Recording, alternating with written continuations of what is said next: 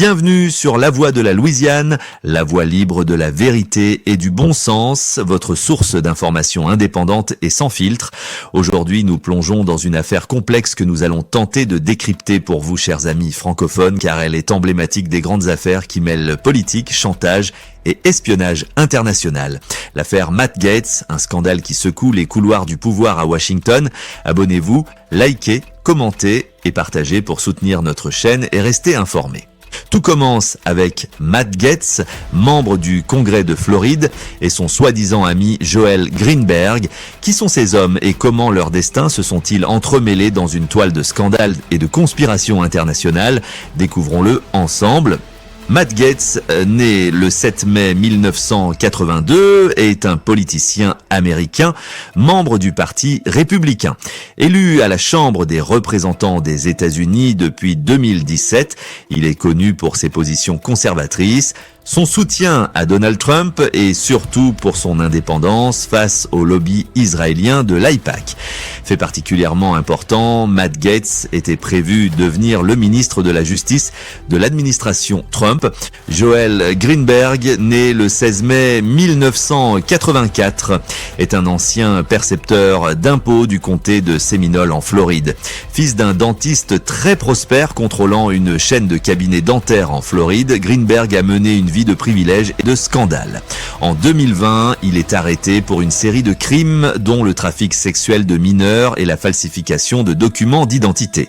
Mais son rôle dans cette affaire ne s'arrête pas là.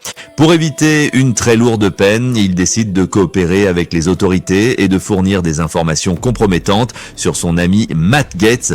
Greenberg affirme que Gaetz a eu des relations sexuelles avec une mineure, une accusation qui pourrait détruire la carrière politique de Gaetz. Mais qui est vraiment Joel Greenberg?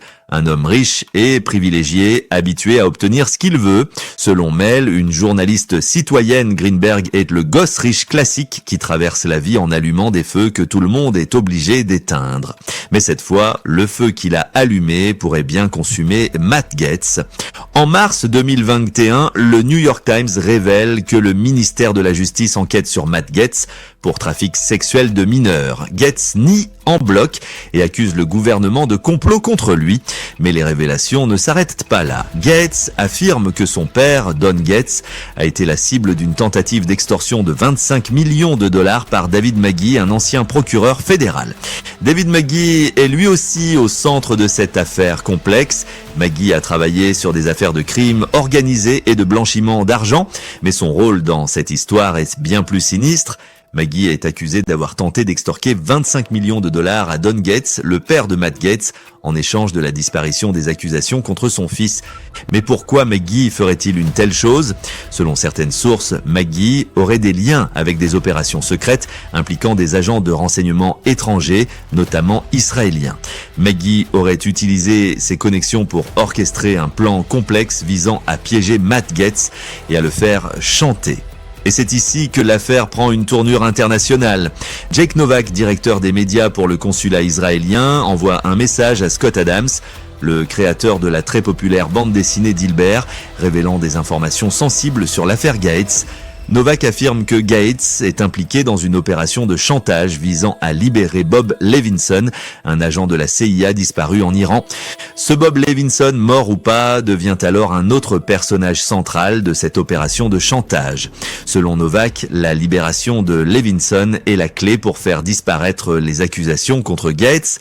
Mais qui est vraiment Bob Levinson et pourquoi est-il si important? Bob Levinson, né le 10 mars 1948, est un ancien agent du FBI et de la CIA. En 2007, il est envoyé en Iran pour une mission secrète et disparaît mystérieusement.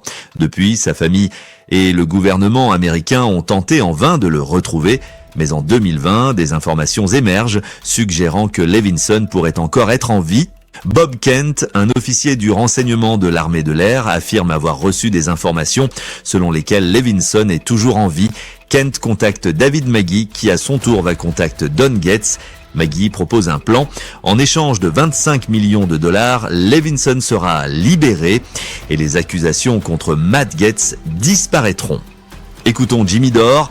Matt Gaetz se rend chez Tucker Carlson et raconte ce qui semble être une histoire bizarre de son père à qui on a essayé d'extorquer 25 millions de dollars.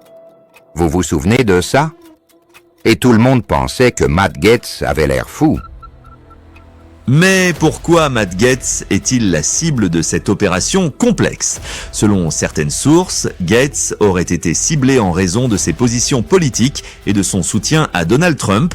Gaetz est également connu pour ses critiques envers le gouvernement israélien et ses liens avec des opérations de renseignement étrangères.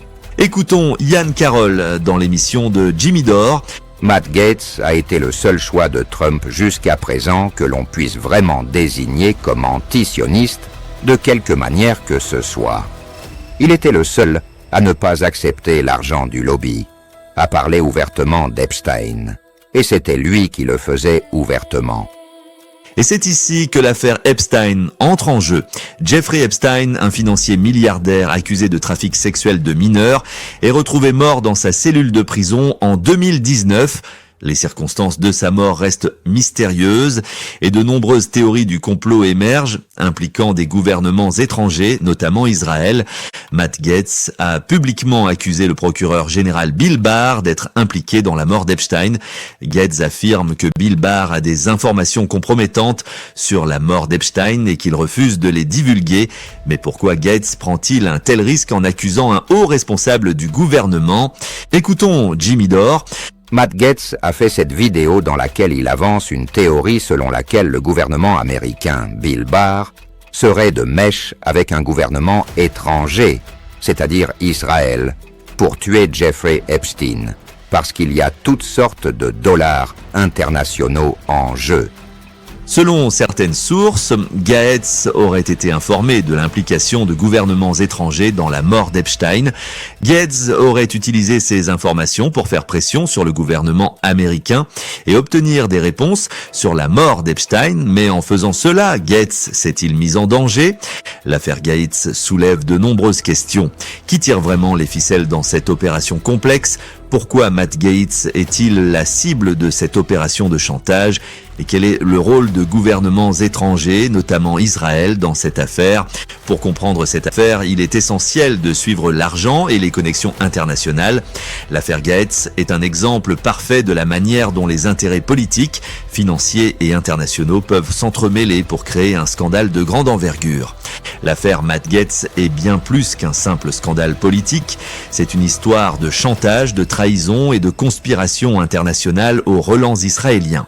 En suivant les indices et en posant les bonnes questions, nous pouvons commencer à démêler cette toile complexe et à comprendre les véritables enjeux de cette affaire. Nous terminons ce bulletin avec cette information en France sur l'énième accusation portée contre l'essayiste, polémiste et dissident Alain Soral, forcé de se réfugier en Suisse pour se mettre à l'abri de la justice française qui tente de l'emprisonner pour le délit de parler et écrire librement.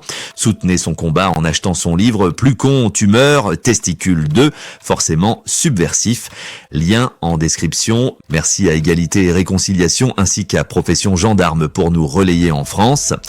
Merci d'avoir regardé cette vidéo. N'oubliez pas de nous suivre sur X, de vous abonner à notre chaîne, de liker, de commenter et de partager pour soutenir notre travail.